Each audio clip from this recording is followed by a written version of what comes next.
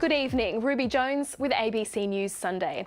The Northern Territory Government's Indigenous education strategy has been condemned by remote educators as a policy which will close some remote communities by stealth.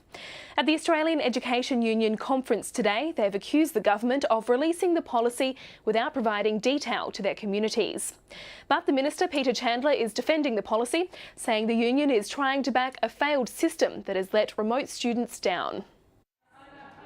At the Australian Education Union annual conference in Darwin, the Northern Territory Government's new Indigenous education strategy was under fire.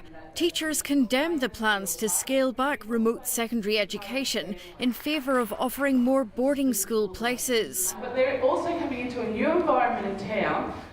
The conference passed a motion calling on the government to guarantee all students the right to access all levels of education, quoting the United Nations declaration that individuals, particularly children, have the right to all levels and forms of education of the state without discrimination. Delegates at this conference are scared that the changes to education policy could close Indigenous homelands by stealth, and that's not something we want and not something that we find acceptable.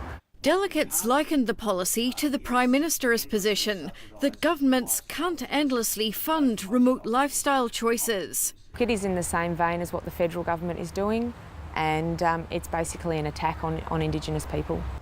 I think it's a blatant disregard for the families, Indigenous communities, Indigenous families and the Indigenous young people who've made the choice to stay in their communities. They've made the choice to do schooling on country, in their homelands, on their communities, and be forced to go to regional hubs, which are already available to them, and they've chosen not to go there. They want to stay in the communities for personal reasons, for cultural reasons, for language reasons.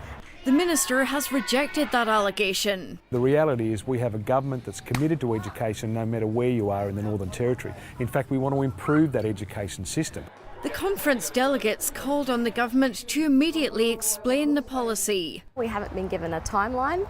We haven't been given information in regards to pastoral care, administration costs, travel, transport, logistics. The Minister says consultations included visiting 30 communities and briefing 500 people, and he can't continue to claim to offer high-quality secondary education in 48 remote locations. You cannot possibly provide the same level of quality education in a remote location in a school of 20 or 30 or 50 or 60 children versus Darwin High School. Under the new system, students can either stay in their community to undertake a secondary age literacy, numeracy and vocational programme, or move to a residential boarding school. The first new boarding facility is to be opened in Nhulunbuy by 2017 and will be followed by 3 more boarding facilities linked to regional high schools in Alice Springs, Katherine and Tennant Creek. The Minister couldn't say how many schools will have secondary education scaled back. Well, I think over the years you'll see a transition. One of the many more questions yet to be answered. Jane Barden, ABC News.